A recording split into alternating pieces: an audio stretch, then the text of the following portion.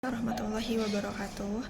Pada kesempatan ini, saya akan mempresentasikan materi mengenai Navigating the International Business Landscape atau memahami dan menavigasi lingkungan bisnis internasional.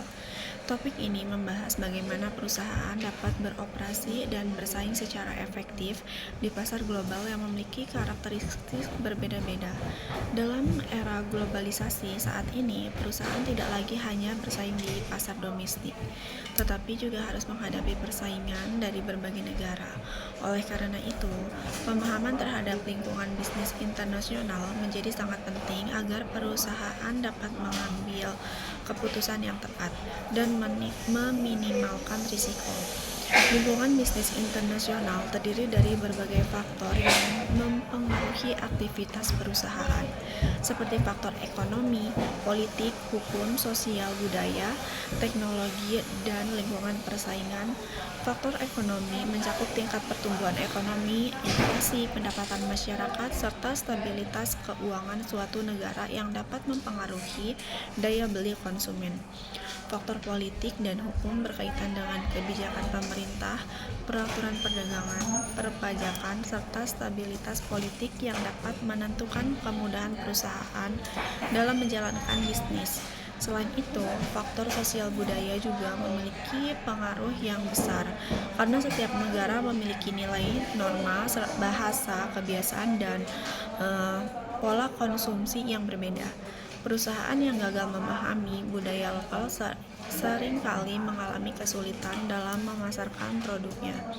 Di sisi lain, perkembangan teknologi telah menjadi pendorong utama bisnis internasional karena memungkinkan perusahaan untuk berkomunikasi, bertransaksi, dan mengelola operasional lintas negara dengan lebih efisien.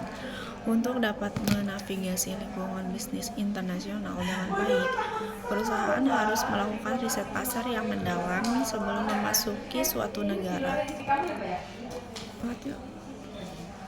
Riset ini bertujuan untuk memahami kebutuhan konsumen, kondisi persaingan, peluang pasar, serta berbagai risiko yang mungkin dihadapi. Selain itu, perusahaan juga perlu menentukan strategi masuk pasar yang sesuai, seperti ekspor, lisensi, franchise, joint venture, atau investasi langsung. Setiap strategi memiliki tingkat risiko, biaya, dan potensi keuntungan yang berbeda sehingga harus disesuaikan dengan tujuan perusahaan.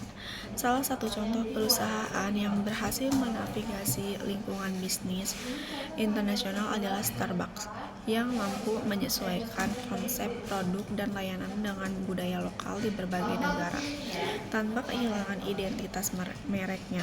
Selain itu, Samsung Electronics juga berhasil berkembang secara global dengan memahami kebutuhan konsumen di berbagai pasar, serta terus berinovasi dalam produknya.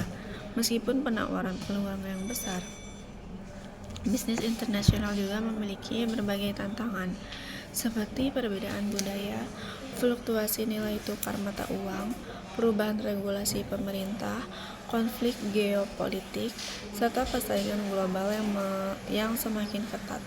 Oleh karena itu, perusahaan harus memiliki kemampuan adaptasi yang tinggi, manajemen risiko yang baik, serta strategi yang fleksibel agar dapat bertahan dan berkembang di pasar internasional. Dari pembahasan ini dapat disimpulkan bahwa navigating the international business landscape merupakan kemampuan penting yang harus dimiliki perusahaan untuk memahami berbagai faktor yang memengaruhi bisnis global.